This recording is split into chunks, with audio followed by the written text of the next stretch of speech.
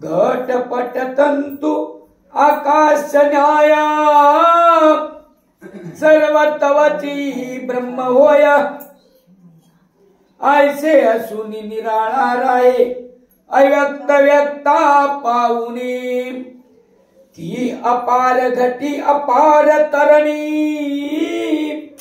व्यापुनी ऐके दिशे गगनी त्याची न्याय मोक्षराणी व्याप्त असे सर्वाते तरी पूर्ण ब्रह्मनाथवे करुणानिधी पंढरीचा आदेश मायक नवाळू जगन्निवास भक्तवत्सल नटलासे तरी दीनबंधू भक्त व्यापका पुंडलिक वरदायका आता पुढे रसना दोंदिका भक्ती सारवधविका मागिले अध्यायी रामदर्शन आणि द्वितीय अंजनी नंदन गोरक्षा लागी भेटून अदृश्यपणी मिरवले। रात्रच्या अध्यायामध्ये राजा रामचंद्र प्रभू आणि मारुत्रया गोरक्षनाथाला त्या ठिकाणी भेटले आणि मग मात्र राम प्रभू त्या ठिकाणी आदर्श झाले। ही कथा रात्रच्या अध्यायामध्ये झालेली आहे।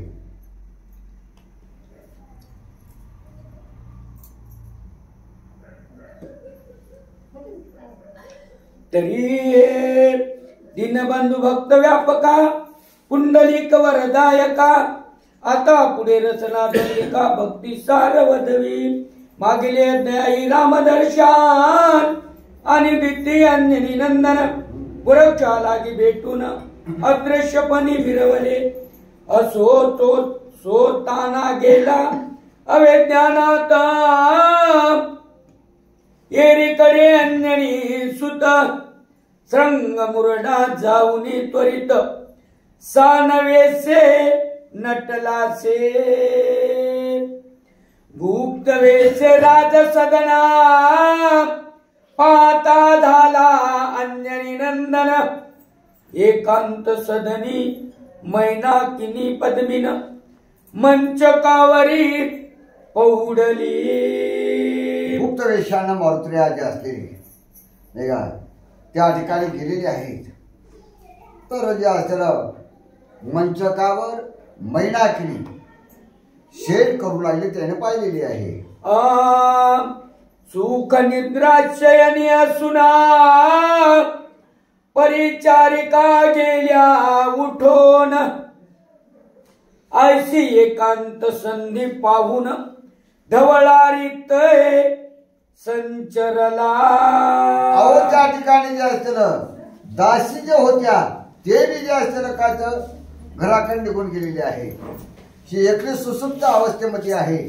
तितक्यामध्ये त्या महालात कोणी दिसत नव्हतं म्हणून मारुत्रया त्या ठिकाणी पोहोचलेली आहे। चपळपणे तो मंचका जवळी जाऊनी बैसला प्रताप बळी किल्लो तळा पद्मिनी कमळी कर पात्री धरियली। जे असलेले त्या ठिकाणी मारुत्रयाने गेले आणि हाताला त्या ठिकाणी धरलेला आहे आणि काय म्हणू लागले व्यक्त होता कर कमळा सावध झाली किल्लो तळा वेल्हाळ तो दृष्टी देखिला अंजनी बाळ चरणावरी लोटली। हाताला स्पर्श झाल्याबरोबर जे असेल ती सावध झालेली आहे जागृत झालेली आहे आणि पाहिलं तर जे असलेले मारुत्रया दिसले तटकर उठले आणि साष्टांग नमस्कार त्या ठिकाणी मारुत्रयाला घालू लागलेली आहे। किल्लो तळा आणि मैनाकिनी तृतीया नामची पद्मिनी या परी स्रोते बोलती कल्पनी कवनी अरती ही नामे। किल्लोतला नाही का मैनाकिनी आणि पद्मिनी असे तिला 3 नाव होते। मग असे स्वरते होते म्हणजे बा 3 नाव जे असलेलं एकाच बाईला पडण्याचं कारण काय होतं नाही काय ही आम्हाला थोडं संशय आहे, त्याचं आम्हाला कारण सांगा असं म्हणू लागलेले आहे. तृतीय अभिधानाती दुहिता झाली असे कवनरता, मग त्या कल्पनी वाक्सरिता व्यक्ती घेणे मिरवली. 3 नावं जे असतील एकाच बाईला पडले. मग आता त्याच्यामुळं 3 नावं असल्यामुळं थोडा संशय नाही काय बाकीच्या झाला, स्वर्थ लोकांना आला आणि म्हणून म्हणले बाबा एकाच बाईला 3 नावं पडली.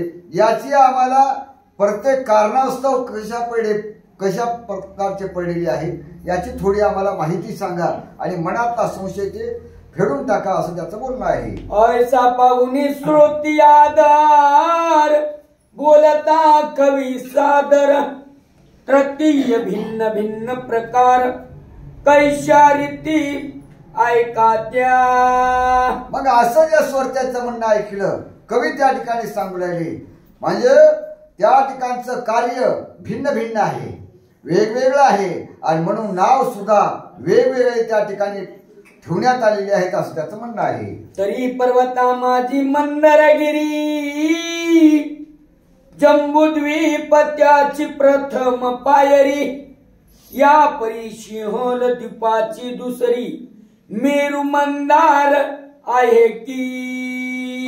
त्या ठिकाणी मेरू नावाचा पर्वत आहे आणि त्याची पहिली पायरी काय बघ जम्बूद्वीप आहे आणि दुसरी एक प्रथम पायरी, या परी सिंहद्वीपाची दुसरी मेरू मंदार. सिंहद्वीपाची जी असलेली मेरू मंदार असे त्या पर्वताची जी असलेली व्याख्या आपल्याला सांगू लागलेली आहे. या परी सिंहल द्वीप भुवनी, स्त्रिया चुतक्या सती पद्मिनी, त्यातही मुख्य मैनाकिनी, स्वरूपवंती मिरवतसे. सिंहद्वीपामध्ये विस्तीर्णमेळा आहे आणि त्याच्यामध्ये सर्वात सुंदर प्रकारची जी असलेली ही होती म्हणून तिचं वर्णन जे असलेलं करू लागलेले आहे. तो एके दिवशी अभ्यंग कर्मणी उभी राहिली धबळारी जाऊनी, ते सहज दृष्टी दिशा गमनी आकाशाते पाहतसे. अहो त्या ठिकाणी स्नान केलेलं आहे. स्नान करून केस वाळविण्याकरता थोडे जे असलेलं असं तिच्या बापाच्या घरची काय कमी होती का, असे चांदू मामासारखी माडी होती म्हणून, आणि माडीवर जाऊन जे असलेलं थोडं केस वाळू लागले आणि वाळीत वर जे आकाशाकडे पाहिलेलं आहे.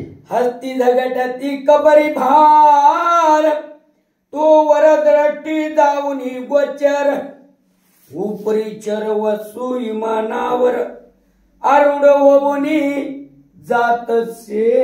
केस वाळीत वर ही जी असलेली पाहू लागली आणि वरून जे असलेले विमानामध्ये काय उपरीचर वसू नावाचा त्या विमानामध्ये आरूढ होऊन तो सुद्धा वरून जाऊ लागलेला आहे. विमानारूढ झाला होता तो वसन एकांगी झाले तत्वता, अवेश बाहेर लिंग दर्शता असावध बैसलासे.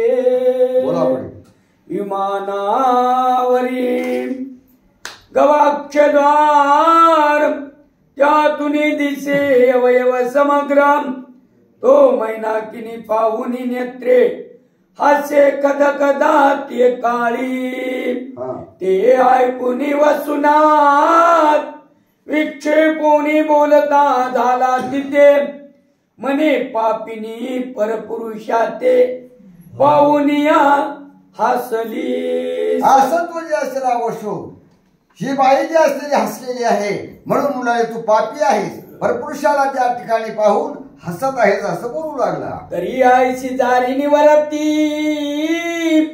धरुणी राशी सोग्राहा प्रती, माझे विषयी कामशक्ती उद्भवली म्हणून हसली.